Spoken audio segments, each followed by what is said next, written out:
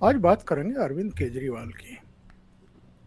अरविंद केजरीवाल से एक दिन पहले यानी अ, जो कल का दिन गुजरा उससे पहले 9.5 घंटे तक सीबीआई ने पूछताछ की है लिकर घोटाले में। इससे पहले मनीष सिसोदिया अंदर जा चुके हैं, उनको जमानत मिल नहीं रही है। कुल मिलाकर के ये तो केजरीवाल ने ही बताया बाहर आकर के कि 56 सवाल सीबीआई ने इनसे पूछे हैं। अब 56 सवाल कौन से पूछे हैं इसका खुलासा इन्होंने नहीं किया है, जबकि ये पारदर्शिता का और पता नहीं क्या क्या जो है वो ढिंढोरा पीटते आ रहे हैं। इन्होंने बाहर नहीं आकर के बताया कि वो 56 सवाल कौन से हैं, लेकिन जो इनकी बॉडी लैंग्वेज थी और अगले दिन जो विधानसभा का विशेष सत्र बुलाया इन्होंने, और ये विधानसभा का विशेष सत्र बुलाने का भी एक इनका ऐसा एक ढोंग और पाखंड बन गया है कि जो ये बाहर कैमरों पर नहीं कह पाते हैं या नहीं कह सकते हैं, मानहानि के मामले में ना फंस जाएं, इसलिए ये विधानसभा के पटल का एक तरीके से मिसयूज करते हैं जब इन्हें प्रधानमंत्री पर या अपने विरोधियों पर किसी तरह के हमले करने होते हैं या डेरोगेटरी शब्दों का भी इस्तेमाल करना पड़ता है।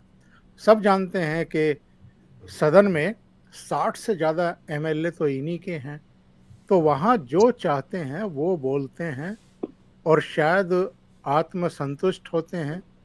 शायद एक बड़ा वर्ग ऐसा भी है जिसको मोदी विरोधी कह सकते हैं या भाजपा विरोधी कह सकते हैं, उसको एड्रेस करने की भी ये कोशिश करते हैं। ये पूरा मामला क्या है ये तो हम और आप सब जान ही चुके हैं, अब तक उसको रिपीट करने की ज़रूरत नहीं, दोहराने की ज़रूरत नहीं। लेकिन अब सवाल खड़ा हो रहा है ये कि पहले दौर की पूछताछ सीबीआई इनसे भी कर चुकी है। क्या अरविंद केजरीवाल की भी शराब घोटाले में उल्टी गिनती शुरू हो चुकी है? एक दौर की, दो दौर की और पूछताछ होगी। शायद मनीष सिसोदिया और विजय नायर और कुछ दूसरे लोगों के सामने बैठा करके भी इनसे कुछ क्रॉस क्वेश्चनिंग होगी और उसके बाद बहुत संभव है कि इनका भी वही हश्र हो जिसकी आशंका ये खुद जता चुके हैं कि मुझे गिरफ्तार करने की तैयारियां कर रही है मोदी सरकार, यानी विक्टिम कार्ड खेलने की कोशिश। मेरे साथ दो खास मेहमान जुड़ रहे हैं, उनको जोड़ लेते हैं और इस चर्चा को आगे बढ़ाते हैं। मेरे साथ जुड़ गए हैं दिल्ली से राजीव रंजन झा और मनीष ठाकुर। आप दोनों का ही स्वागत है, बहुत बहुत धन्यवाद। मनीष जी, मैं आपके पास आता हूं। सबसे पहले जो बॉडी लैंग्वेज आपने केजरीवाल की देखी जब ये 9.5 घंटे की पूछताछ के बाद बाहर निकले और इनके बराबर में खड़े हुए पंजाब के मुख्यमंत्री भगवंत मान के चेहरे की जो हवाइयाँ उड़ी हुई थी वो भी हमने और आपने नोट की हैं, लोगों ने नोट की हैं। अगले दिन विशेष सत्र बुला करके सदन में बड़ा संक्षिप्त सा भाषण दिया। आमतौर पर ये छोटा भाषण देने के आदी हैं नहीं, और वो जोश खरोश या वो बहादुरी भी इनके भाषण से गायब थी। एक किसी राजा की एक काल्पनिक कहानी के जरिए इन्होंने प्रधानमंत्री नरेंद्र मोदी पर अटैक करने की कोशिश जरूर की। कुल मिलाकर के आपको क्या लग रहा है इनकी बॉडी लैंग्वेज से, इनके हाव भाव से, जिस तरीके से ये विक्टिम कार्ड खेलने की कोशिश कर रहे हैं उससे? सर, विधानसभा एक ऐसा पटल है उनके लिए जहां पर केजरीवाल को पता है कि वो कितने पावरफुल हैं। आज वहां विपक्ष नामक कोई चीज नहीं है, कांग्रेस का कोई वजूद नहीं है, बीजेपी का भी जो 3 लोग हैं वो लीडर अपोजिशन कहे तो जाते हैं, लेकिन कोई हैसियत उनकी है नहीं। तो वहां पर वो बेसिकली बीजेपी वाले कहते हैं कि उपराज्यपाल को अपमानित करने के लिए किया। केजरीवाल वहां बीजेपी को अपमानित करते हैं और अपने लोगों के बीच अपना मनोबल बढ़ाते हैं कि भाई मेरा कुछ नहीं हो रहा, क्योंकि राजा जब पिट गया तो फिर प्यादों की कोई अहमियत रहती नहीं है। केजरीवाल को पता था कि क्या होना है, केजरीवाल को पता था कि उनकी गिरफ्तारी तय है। और ये सब भविष्यवक्ता ज्यादा है, नेता की अपेक्षा भविष्यवक्ता ज्यादा हैं। जब सत्येंद्र जैन की गिरफ्तारी होती है तो उससे पहले केजरीवाल को पता चल जाता है, मनीष सिसोदिया को पता चल जाता है। वैसे ही जब सिसोदिया की गिरफ्तारी होनी होती है उससे एक महीना पहले केजरीवाल को पता चल जाता है, संजय सिंह को पता चल जाता है। अब केजरीवाल की जब गिरफ्तारी होनी थी तो संजय सिंह ने पार्लियामेंट से केजरीवाल को फोन कर दिया कि केजरीवाल जी आपकी गिरफ्तारी होनी है। अब इसमें जश्न संजय सिंह मना रहे थे कि सिसोदिया तो अंदर गया, सत्येंद्र अंदर गया, तो हम ही हैं सबसे बड़े हुड़दंगी जो संसद भवन में राहुल गांधी के मुद्दे पर यदि खुराफात करते, उत्पात करते यदि कोई राज्यसभा में दिखाई देता है। वैसे राज्यसभा को उच्च सदन कहा जाता है, गरिमा में सदन, पढ़े लिखे लोगों की सदन। लेकिन जब संजय सिंह जैसे लोग वहां पहुंचते हैं तो फिर क्या करते हैं, ये हम सब ने तस्वीरें देखी है। संजय सिंह की पहचान इसी रूप में हुई है। संजय सिंह को ऐसा लग रहा होगा कि केजरीवाल का तो अंदर जाना तय है, ये जाएगा ही जाएगा अंदर, तो अब मेरी बारी आ गई, क्योंकि अब सबको तो पहले केजरीवाल निपटा चुके हुए हैं। जो काबिल लोग थे वो सबको निपटा चुके हुए हैं। जिनको भ्रम था कि बहुत काबिल हैं, वो जो पैसा फंड कर चुके थे, वो चाहे वो अन्ना हो, चाहे वो शांति भूषण जी हो, जिनके पैसे इसमें लगे हुए थे, चाहे वो प्रशांत भूषण हो, चाहे वो कुमार विश्वास हो, सबको केजरी पहले साइड कर चुके थे। बाद में वो जेल में भेज करके बेहद अयोग्य, मैं मानता हूं कि पूरी टीम में सबसे अयोग्य जो व्यक्ति था वो मनीष सिसोदिया थे, तो उसको सब कुछ संभालने के लिए दे दिया। तो कि केजरीवाल को पता था कि काबिल लोग ज्यादा खतरनाक हो सकते हैं। वैसे वो रटते हैं, आजकल नया ड्रामा कर रहे हैं कि पढ़े लिखे लोगों की जरूरत है, काबिल लोगों की जरूरत है। उपराज्यपाल ने कोई पढ़ा लिखा लोग अपना यदि रख लिया होता तो उन्हें विशेष सत्र के बारे में पता चल रहा होता। ये पूरे गैंग को पता है कि केजरी स्टाइल ऑफ पॉलिटिक्स क्या है। इसीलिए केजरीवाल ने सबसे पहले अपने जाने से पहले इस संजय सिंह को निपटा दिया। इनके सीबीआई के बुलावा से पहले संजय सिंह से प्रेस कॉन्फ्रेंस करवा दिया और स्वीकृति दिलवा दी कि चार्जशीट में इनका नाम है, मतलब इनका जाना तय है, मतलब सीएम तो तुम नहीं बनोगे यदि हम जेल जाएंगे। इन सबको पता है कि यदि सिसोदिया जेल गए हैं तो केजरीवाल का जाना इस मामले में तय है, क्योंकि ये नीति कैबिनेट की नीति है, कैबिनेट का फैसला है, और बिना केजरीवाल के इशारे के यहाँ एक पत्ता भी नहीं हिलता। यदि सिसोदिया को जमानत नहीं मिल रही है, बार बार नहीं मिल रही है, तो केजरीवाल को साफ लग गया कि उनको जाना है। अब केजरीवाल ने, इनको पता है केजरीवाल को मीडिया के बहुत खिलंदड़ है, इन्हें पता है कि पत्रकार कहानी बनाते हैं, टीवी रिपोर्टर्स की मजबूरी होती है। हम सब ने टेलीविजन में काम किया, सीबीआई मैंने लंबे समय मैंने भी कवर किया है। एक प्रेशर होता है न्यूज रूम से कि आपको वो मुझे 12 क्वेश्चन का चिट्ठा दे दो। अब रिपोर्टर क्या करता है, 4 रिपोर्टर आपस में बैठते हैं और 12 कहानी बनाते हैं कि सीबीआई ने ये सवाल पूछा, केजरीवाल ने ये जवाब दिया, फिर ये सवाल। ऐसा कभी नहीं होता कि रिपोर्टर, किसी भी रिपोर्टर को कुछ पता चल जाए सीबीआई जैसी एजेंसी में कि उसने क्या सवाल किया, लेकिन एक पत्रकार अनुमान लगा लेता है कि सवाल क्या पूछा गया होगा। तो एक कहानी बनती, उससे पहले साथिर केजरीवाल ने 56 बता दिए कि हमसे यह पूछा गया, वही सब सवाल पूछा गया जो सिसोदिया से पूछा गया। अब देखिए कि उनके जाने से पहले इनका दुर्भाग्य हुआ कि उसी दिन अतीक अहमद वाला कांड हो गया। तो जो ड्रामेबाजी इनको करनी थी महात्मा गांधी के समाधि से लेकर के, जो काफिला लेकर के जाना था। अब सोचिए सर, जिस व्यक्ति का 67 विधायक हो 70 में, जिस व्यक्ति का साम्राज्य हो दिल्ली में, रविवार का दिन हो, छुट्टी का दिन हो, और जब ये ड्रामेबाजी तो पूरा कहते कि पूरी दिल्ली उमड़ करके आ जाएगी, सीबीआई, पूरा सीबीआई मुख्यालय को जो हाईजैक कर लिया जाएगा जैसे ममता बनर्जी के राज में होता है, लेकिन एक व्यक्ति इनके साथ नजर नहीं आया। तो इनको औकात पता चल गया कि सच क्या है, फैक्ट क्या है। और ऐसी स्थिति में केजरीवाल को इस साफ लग गया है कि अब उनकी गिरफ्तारी तय है, समय भले ही कितना भी लगे। इसीलिए सत्र बुला करके उन्होंने एक तरह से नया ड्रामा किया है अपने लोगों में ऊर्जा भरने का। लेकिन ड्रामेबाज केजरीवाल के भी ड्रामे का अंत होना, हर ड्रामे का अंत होना है। मुझे लग रहा है कि बहुत जल्दी सर इसका भी अंत हो जाएगा। राजीव जी, मास्टरमाइंड तो केजरीवाल को ही माना जा रहा है नई शराब नीति बनवाने का भी। और उसमें ये लड़का मेरा अपना है विजय नायर के बारे में किसी शराब कारोबारी को ये हिदायत देने से लेकर के तमाम दूसरे मामले, दक्षिण की कंपनी से 100 करोड़ रुपए पकड़े गए। आम आदमी पार्टी के द्वारा ये भी चीज़ें सामने आ ही रही हैं। एजेंसी ने अगर 56 सवाल पूछे हैं तो जाहिर है अरविंद केजरीवाल को इस बात का तो एहसास और आभास हो ही गया होगा कि सच एजेंसियों के पास पहुंच चुका है। तो ऐसे में क्या वो अब हकीकत को झुठलाने की कोशिश कर रहे हैं कि जो एजेंसी कह रही हैं उसकी भी मत सुनो, जो मीडिया कह रहा है उसकी भी मत सुनो, जो भारतीय जनता पार्टी के प्रवक्ता कह रहे हैं उनकी भी मत सुनो, बस मेरी सुनो, मैं जो कह रहा हूं यही अंतिम सत्य है। अब वो विक्टिम कार्ड खेलने पर उतर आए हैं, ये कहकर के साहब एक राजा है जो बहुत घमंडी है, जो बिना पढ़ा लिखा है और जो बदले की भावना से अपने सारे विरोधियों को अब जेल में ठूंसने पर आमादा है।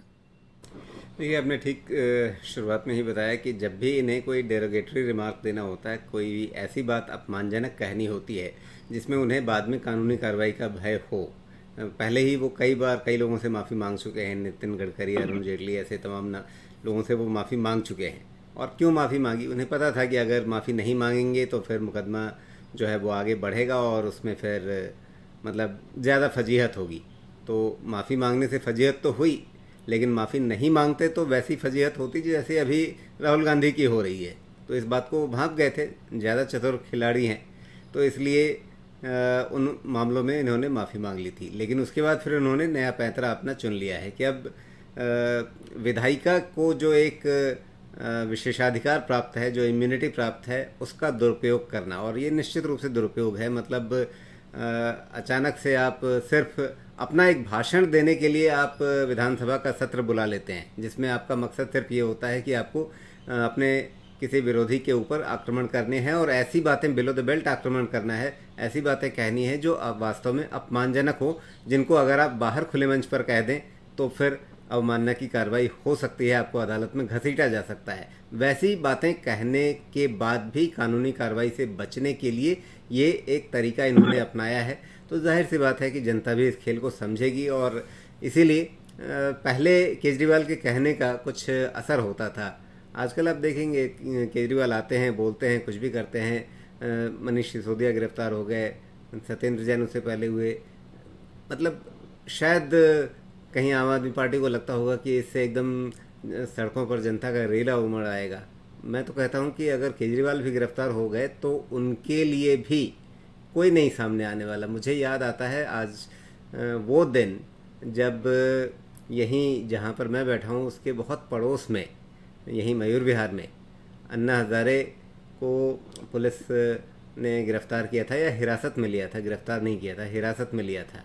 और यहीं सुप्रीम एनक्लेव है जहाँ से उनको हिरासत में लिया गया था और उसके बाद उन्हें जेल की तरफ ले जाया गया। तो किस तरह से दिल्ली की सड़कों पर जनता उतरी थी और जेल का एकदम से घेरेबंदी जनता ने कर दी थी।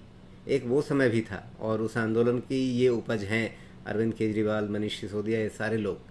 लेकिन उस आंदोलन की सीढ़ी पर चढ़ करके ये लोग किस तरह से बदले हैं, किस तरह से इनका चेहरा बदला है, किस तरह से इनकी फितरत बदली है। और कई बार हम लोग कहते हैं कि मतलब अगर किसी का एकदम से बदला हुआ स्वरूप सामने आ जाए तो उसे चौंकना नहीं चाहिए, सिर्फ ये समझना चाहिए कि पहले उसने अपने चेहरे को, असली चेहरे को ढक रखा था, छिपा रखा था या कुछ चेहरा बदल रखा था, असली चेहरा अब सामने आया है। तो आज तो यही लगता है कि जब ये अनशन कर रहे थे, जब ये अन्ना हज़ारे के अनशन में साथ में बैठे हुए थे, बाद में खुद अनशन किया जब अन्ना हज़ारे से इनकी कुछ खटपट हो रही थी, तो ये सारी चीज़ें जो हैं अब समझ में आती हैं कि मतलब हमारे सामने एक छलावा रचा जा रहा था। इनकी असली फितरत तो वो सामने आ रही है जहाँ पर ये शराब कारोबारियों के साथ, शराब माफिया के साथ मिलकर के घुसपैठ, उनके साथ मिलीभगत करके, उनके साथ दोस्ताना करके, उनके साथ पैसों का खेल रच करके वो सत्ता की अगली सीढ़ी तक चढ़ना चाह रहे हैं। इनको पैसों के इस खेल में पड़ने की ज़रूरत क्यों पड़ी? इन्हें गोवा का चुनाव लड़ना था। आरोप यही लगाए जा रहे हैं ना कि यहाँ से जो इन्होंने शराब माफिया से पैसे लिए और उस पैसे का इस्तेमाल क्या किया तो गोवा के चुनाव में खर्च किया। उससे फ़ायदा क्या हुआ? वहाँ उन्हें बहुत ज़्यादा कोई सफलता तो नहीं मिली, लेकिन उससे फ़ायदा ये हुआ कि एक राष्ट्रीय राजनीतिक दल बनने में वो भी एक गिनती बढ़ गई। उसके चलते भी कुछ मत प्रतिशत मिला, उसके चलते भी आपको दिखा कि हाँ आपकी इस राज्य में भी पैठ है। तो ये सब चीज़ें जो हैं अपनी महत्वाकांक्षाओं को पूरा करने के लिए जिस तरह से आगे बढ़े हैं, उसमें अब इनके किसी भी किए हुए पर कोई आश्चर्य नहीं होता। अब सवाल यह है कि क्या ये गिरफ्तार होंगे या नहीं होंगे।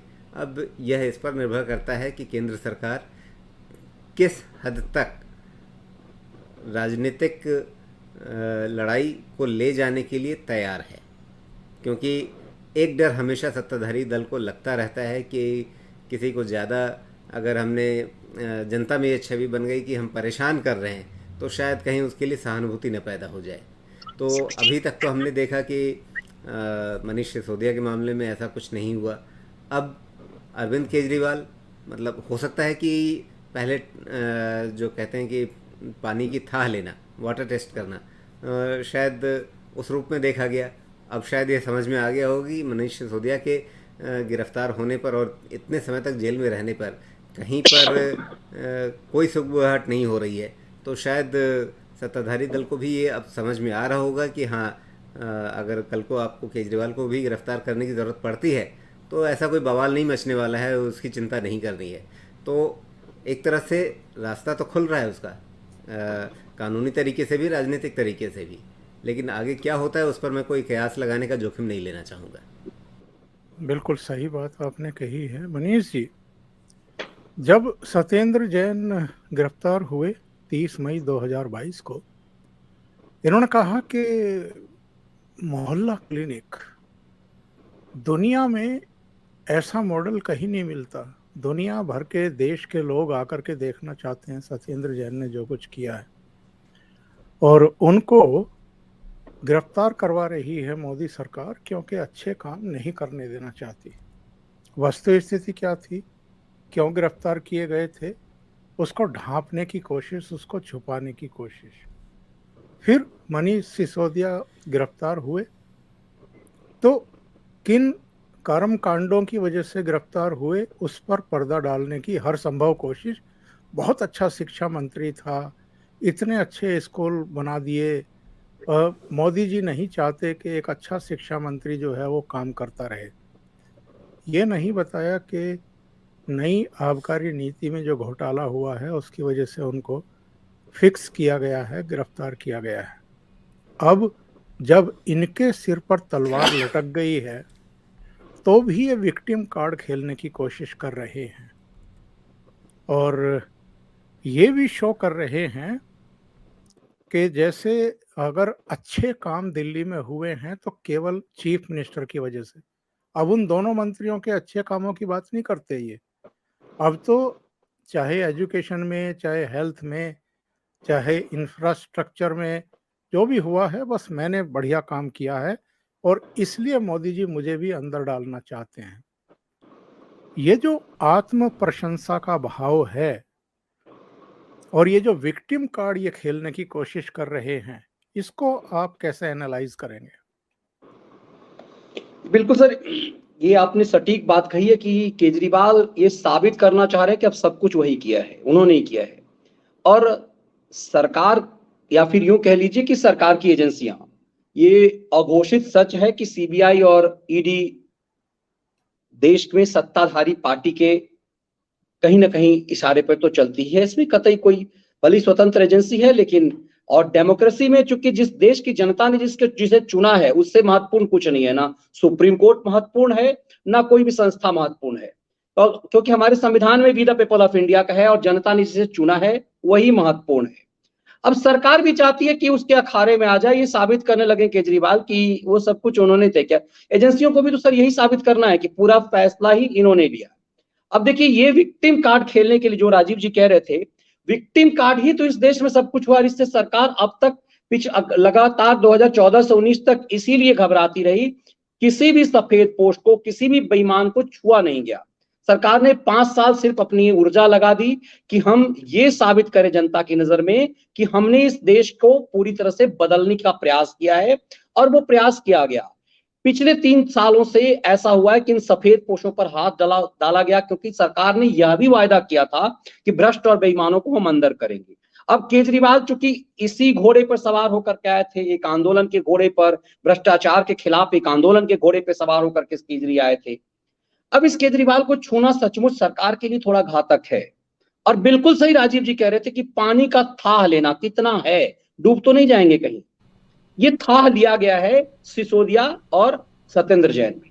और था जो मैं कह रहा हूं कि जो रविवार को जो हुआ, केजरीवाल के साथ 100 लोग भी नहीं, दिल्ली के 5 लोग भी नहीं, आम आदमी जिसको कहते हैं आम आदमी पार्टी, कुछ कार्यकर्ता थे। ये पंजाब से अपने अपने उस चीफ मिनिस्टर को बुला के लाते हैं, जैसे लग रहा हो कि घरेलू नौकर हो उनका, कि हर मामले में पंजाब जल रहा है, बर्बाद हो रहा है। अमृतपाल वाले मामले को लेकर के स्वर्ण मंदिर में एकदम भिंडरवाला वाला स्थिति हो गया। एक लड़की तिरंगा गाल में लगा के जाती है, उसे एंट्री नहीं करने दी जाती है, कहते कि भारत नहीं ये पंजाब है। इस स्तर तक की स्थिति आ गई। उस राज्य का मुख्यमंत्री दिल्ली में टहल रहा होता है, महाराष्ट्र में केजरीवाल के पीछे पीछे जाकर के वो उद्धव ठाकरे के साथ घूम रहा होता है। तो ये पंजाब जैसे सेंसिटिव राज्य को एक शहरनुमा राज्य के मुख्यमंत्री के पीछे जिस तरह से पंजाब का मुख्यमंत्री घूम रहा है, पंजाब के मुख्यमंत्री का आपकी अपनी एक गरिमा है, बड़ा स्टेट है वो, दिल्ली से बड़ा स्टेट है वो, ठीक है चीफ, ये अर्ध राज्य का मुख्यमंत्री है, ये शहरनुमा राज्य का मुख्यमंत्री है। इस व्यक्ति के पीछे इसके बचाव में जिस ढंग से पंजाब का मुख्यमंत्री लगे हुए हैं, पंजाब पुलिस की साख चौपट पे लगी हुई है, ये तमाम चीजें दिखाती है कि केजरीवाल क्या खेल खेल रहे हैं। और सरकार को इस बात का था तो निश्चित रूप से लेना पड़ेगा कि कहीं बैक बाउंस तो नहीं कर जाएगा, कहीं केजरीवाल ऐसी साख तो नहीं बना चुके हुए हैं। और विधानसभा में निश्चित रूप से वो यही कर रहे थे कि वो एक ऐसा मंच है जहां कुछ बोला जाएगा, केस नहीं होगा, और पूरी जलील करेंगे अपनी बात, अपनी भड़ास निकाल करके वो एक नया ड्रामा करेंगे। लेकिन उनके ड्रामा से अब इस दिल्ली प्रदेश की जनता अवगत हो चुकी हुई है। केजरीवाल जानते हैं कि उन्हें कोई नेता मानने को तैयार नहीं होगा। अब देखिए कांग्रेस के अंदर ही जबरदस्त फूट ये हो गई है कि मल्लिकार्जुन खड़गे ने जब केजरीवाल को फोन किया, जब उनको सीबीआई का समन आया, तो अब चोर चोर मौसेरे भाई वाली मामला है। मनीष सिसोदिया में जो केजरी ने का जो कानून जो कांग्रेस किनारा कर चुकी थी, वो कांग्रेस केजरीवाल को फोन करती है तो अजय माकन हो चाहे वो संदीप दीक्षित हो, उन्होंने एकदम से विद्रोही बिगुल बजा दिया है कि केजरीवाल के साथ यदि हम खड़े होंगे तो हम पंजाब में अपने आप को बर्बाद कर लेंगे, हम दिल्ली में अपने आप अपना वजूद खो देंगे, जैसे हमने बिहार में खो दिया, जैसे हमने उत्तर प्रदेश में खो दिया, वैसे हम उस दिल्ली में खो देंगे जो दिल्ली कांग्रेस की दिल्ली कही जाती है, जो पंजाब कांग्रेस की और का पंजाब कहा जाता है। और जिस तरह से उनका घुसपैठ अब राजस्थान और गुजरात में हो रहा है, ऐसे में तो कांग्रेस तबाह हो जाएगी इस केजरी के साथ आने से। तो ये विरोध वहीं से शुरू हुआ है। और केजरीवाल जैसे लोगों के साथ कोई विपक्ष भी कोई खड़ा नहीं होना चाहता है। तो सरकार को था है कि केजरीवाल जैसे लोगों का शिकंजा कसना बहुत जरूरी है। और मुझे लगता है सर, मैं लगातार अपने शो में भी कहता हूं कि मुझे लगता है कि केजरीवाल का मामला सिर्फ यही नहीं अटकेगा। केजरीवाल का असली खेल पंजाब में दिखेगा, जो पूरी तरह से घेरे में आ रहा है। जिस ढंग से पंजाब को बर्बाद करने की प्लानिंग चल रही है, असली खेल केजरीवाल का वहां फंसना है। और सरकार भी यहां उन्हें पलटने के बदले पंजाब में लपेटना चाहेगी। लेकिन शुरुआत यही हुआ, क्योंकि केजरीवाल का साख आप यदि डैमेज सरकार को करना है, यदि ऐसा, क्योंकि पॉलिटिकल पार्टी ऐसा ही करती है, तो उस केजरीवाल को, जिस केजरीवाल ने ईमानदारी के घोड़े की सवारी की, एक बड़ा ड्रामा किया, एक गांधी रचा एक अन्ना को, उसके बाद पता नहीं उनके साथ क्या हाल किया, तो उस केजरीवाल की छवि की कितना भ्रष्ट और बेईमान है। और भी बेईमानी किस चीज के लिए? शराब माफियागिरी के लिए, 2% के बदले 12% जो है वो दलाली देने के लिए। तो ये जब साख केजरीवाल का चौपट होगा तो केजरीवाल के साथ कोई खड़ा नहीं होगा। और मुझे लगता है कि एजेंडा वही है। और सवाल महत्वपूर्ण सरकार का पक्ष विधानसभा में ये भी चला कि इतना ड्रामा आप कर रहे हैं, सिसोदिया आपका जमानत यदि सरकार ने फंसाया है तो सिसोदिया को हाईकोर्ट तक से जमानत क्यों नहीं मिली? साल भर से सत्येंद्र जैन जेल में क्यों है? मतलब सब कुछ जो है नरेंद्र मोदी करा रहे हैं। ये चीजें जनता को पचती नहीं है और विपक्ष कोई लकीर खड़ी कर नहीं पा रही है। इस मामले में केजरीवाल को साफ लग गया है कि वो इस मामले में फंस चुके हुए हैं, शराब वाले धंधे में फंस चुके हुए हैं। लेकिन असली उनका खेल तब होगा जब पंजाब का सच सामने आएगा, जब अमृतपाल का सच सामने आएगा। राजीव जी, ये जब भी सीबीआई से पूछताछ होनी होती है, ईडी के पास जाते हैं तो राजघाट जाते हैं, गांधी जी को नमस्कार करते हैं। ये भी ऐसा ही कर रहे हैं, मनीष सिसोदिया ने भी ऐसा ही किया।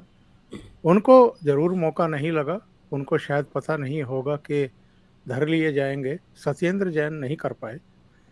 लेकिन यहाँ भी ढोंग समझ में नहीं आता क्या कि आप अपने दफ्तरों में जहाँ बैठते हैं वहाँ तो आप अंबेडकर की और भगत सिंह की फ़ोटो लगाते हैं, गांधी जी की फ़ोटो आपने उतरवा दी। लेकिन जब जेल जाने की नौबत आती है, जब एजेंसियों का शिकंजा कसता है, तो आप गांधी भक्त बन जाते हैं, गांधी के प्रति आस्थावान बन जाते हैं। और अगर हम सिद्धांत की बात करें, नैतिकता की बात करें, विचारधारा की बात करें, तो गांधी जी की विचारधारा क्या थी? उनके सिद्धांत क्या थे शराब को लेकर के? वो तो नशा मुक्ति अभियान चलाते रहे। आपने क्या किया? आपने तो एक एक मोहल्ले में दो दो ठेके खुलवा दिए। तो क्या ये ढोंग आम पब्लिक की समझ में नहीं आता है कि आप कर क्या रहे हैं और दिखा क्या रहे हैं? जी, मैं तो यही सोचता हूँ कि मतलब अगर आज गांधी जी होते और ये देखते कि मेरा नाम कौन लोग ले रहे हैं, तो वो क्या सोचते, या जिनकी तस्वीरें लगा रखी है अंबेडकर जी या भगत सिंह, इन्होंने ही देखा होता कि अच्छा हमारी तस्वीरें लगा कर के ये कौन लोग बैठे हुए हैं, क्या कर रहे हैं हमारी तस्वीर के नीचे बैठ कर के, तो मतलब वो अपना सिर पीट लेते। वास्तव में बिल्कुल आपने सटीक उदाहरण दिया कि गांधी जी का सिद्धांत था नशा मुक्ति का, वो शराबबंदी के पक्ष में थे। गुजरात में उनके गृह राज्य में, उनके मातृ प्रदेश में अगर कहा जाए, तो वहाँ पर शराबबंदी इसी आधार पर मतलब वहाँ आज़ादी के बाद से ही लागू रही है, क्योंकि ये माना गया कि ये गांधी जी का प्रदेश है, तो यहाँ पर तो शराब नहीं चल सकती है। गुजरात में वहाँ मतलब दशकों से शराबबंदी इसी बात पर लागू है, और वहाँ कोई ये चर्चा भी नहीं करता कि अच्छा इस प्रदेश से शराबबंदी हटा दी जाए। सबको मालूम है ये गांधी का प्रदेश है, तो यहाँ से शराबबंदी हटाने की बात भी नहीं करनी है। और उन्हीं गांधी जी के पास आप जा रहे हैं, क्यों? इसलिए कि आप शराब घोटाले में फंसे हुए हैं और आपके जेल जाने की नौबत आ रही है, और आप अपने आप को क्रांतिकारी कहें और भगत सिंह की तस्वीर लगाएं, आप कहें कि हम भगत सिंह के चेले हैं। भगत सिंह देश की आज़ादी के लिए लड़े थे, आप किस चीज़ के लिए जेल जा रहे हैं? आप शराब घोटाले में जेल जा रहे हैं। जेल जाने की नौबत कुछ दूसरे घोटालों में भी आ सकती थी।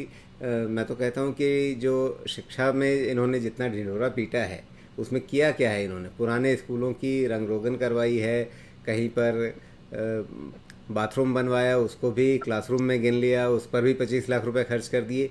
एक कमरा जो पहले से बना हुआ है या नया बनाना भी हो, उस पर 25 लाख रुपए किस हिसाब से खर्च होते हैं?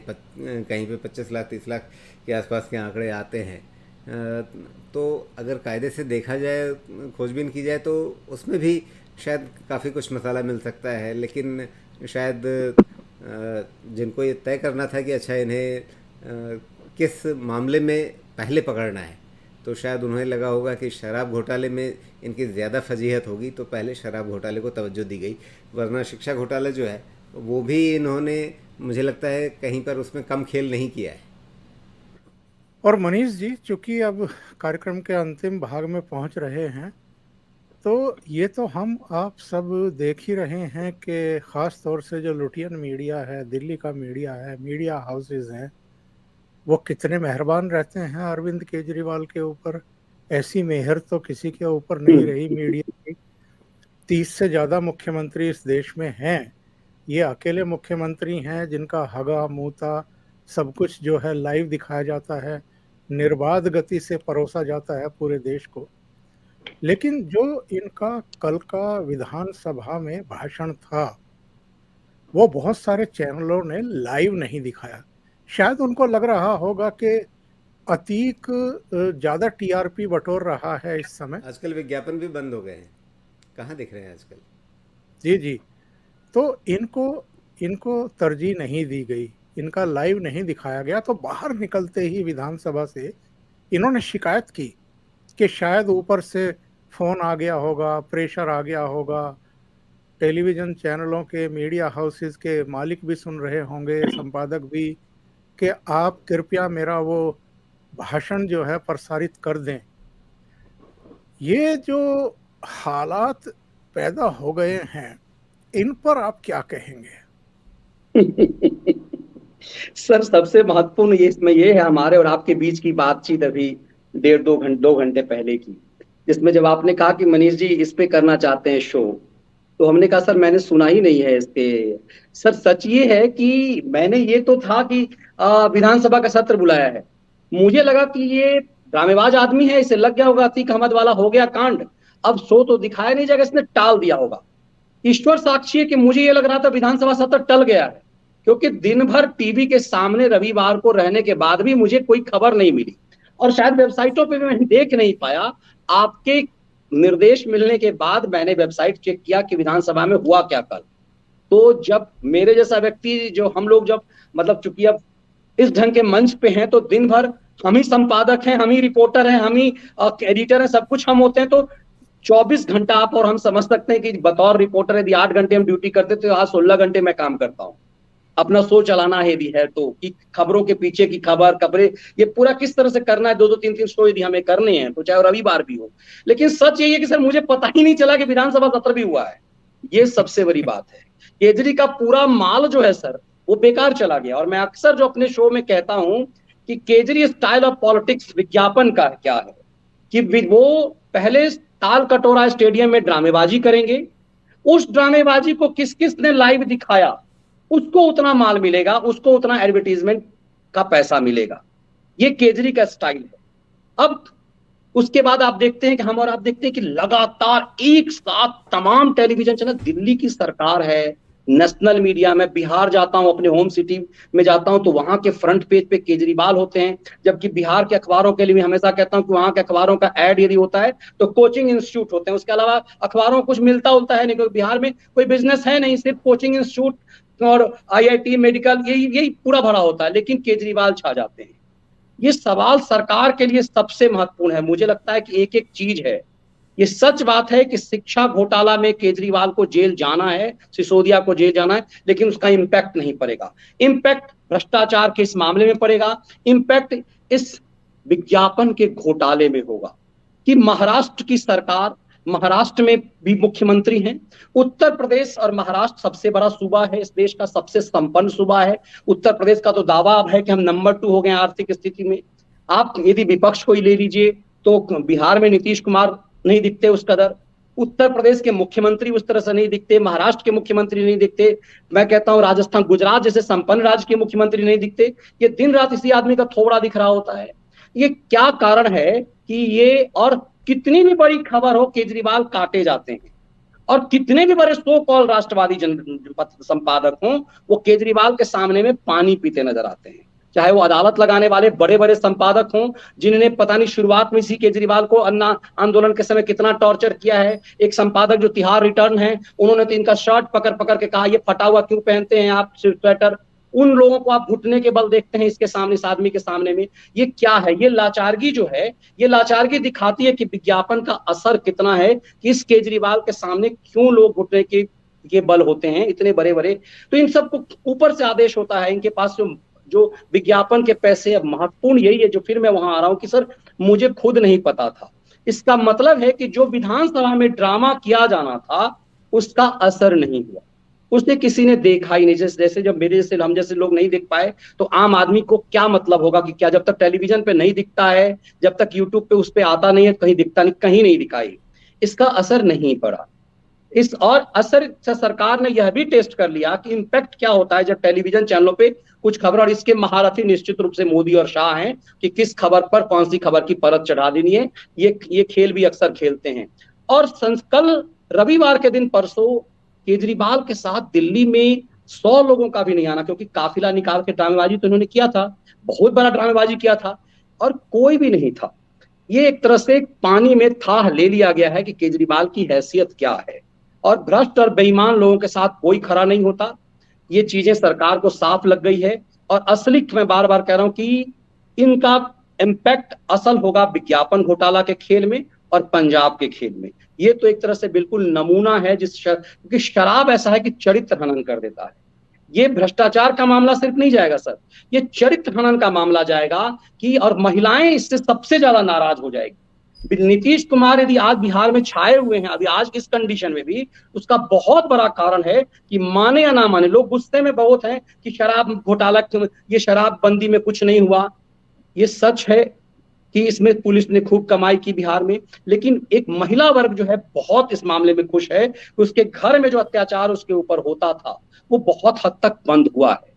शराब अब पुलिस का, प्रभावशाली लोगों के एक व्यापार का तो हो गया है, लेकिन निश्चित रूप से एक आम लोग जो हैं उस घर में कहीं ना कहीं थोड़ी शांति तो आई है। तो एक महिलाओं को शराब से सब्सिडी, और जब ये इम्पैक्ट पड़ेगा ना, और उसके बाद चूंकि शराब एक ऐसी चीज है कि लोग छुप करके करते हैं, चरित्र हनन होता है। जो नैतिकता के आवरण पे चढ़ करके आया हो जो व्यक्ति, उसमें वो शराब में माफियागिरी का धंधा कर रहा था, 2% से 12% का, 3 बजे रात तक, 4 बजे रात तक छप करके पियो। मतलब ये क्या एजेंडा है आपका कि आप गांधी के नाम पर पॉलिटिक्स करते हैं, गांधी की समाधि पर आप ड्रामेबाजी करते हैं, गांधी और गांधी से खेलते हैं। तो ये ऐसे ऐसे खिलाड़ियों का ये नाटक बहुत दिनों तक नहीं चलेगा। ये चीजें साफ हो गई है अतीक अहमद वाले मामले में। यदि विधानसभा का सत्र इस मीडिया ने नहीं दिखाया तो केजरीवाल को भी बहुत समझ में आ गया कि वक्त की मार क्या होती है, और वो चीजें उनको बहुत बेहतर से समझ में आ गया। राजीव जी, ये सत्यपाल मलिक का इंटरव्यू और उसके ठीक अगले दिन ये अतीक वाला कांड हो जाना, इंटरव्यू कुछ थोड़ा बहुत चर्चा का विषय रहा कि पुलवामा में साहब क्या हुआ था, मोदी जी ने क्या कहा था, और भ्रष्टाचार को लेकर के मोदी जी को कोई बहुत ज़्यादा चिंताएं नहीं रहती हैं, यानी वो भ्रष्टाचार को कोई बुरी चीज़ नहीं मानते हैं। और मैंने उनसे ये कहा था कि 5 एयरक्राफ्ट हमने नहीं दिए, इसलिए हमारी नेग्लिजेंसी की वजह से ये 40 सीआरपीएफ के जवान मारे गए। कांग्रेस ने ये शिकवा किया अगले दिन, सुप्रिया श्री ने, पवन खेड़ा, इनके ट्विटर हैंडल देखें, इन्होंने कहा कि साहब सत्यपाल मलिक ने जो अटैक किए थे प्रधानमंत्री पर, उसको ढांपने के लिए भी अतीक को निपटवा दिया गया ताकि जो मीडिया का फोकस है वो उन पर शिफ्ट हो जाए।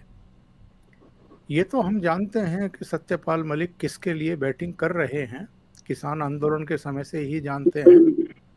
पर क्या ऐसा होता है कि मतलब किसी एक चीज को छिपाने के लिए कोई दूसरा बड़ा कांड कर दिया जाए?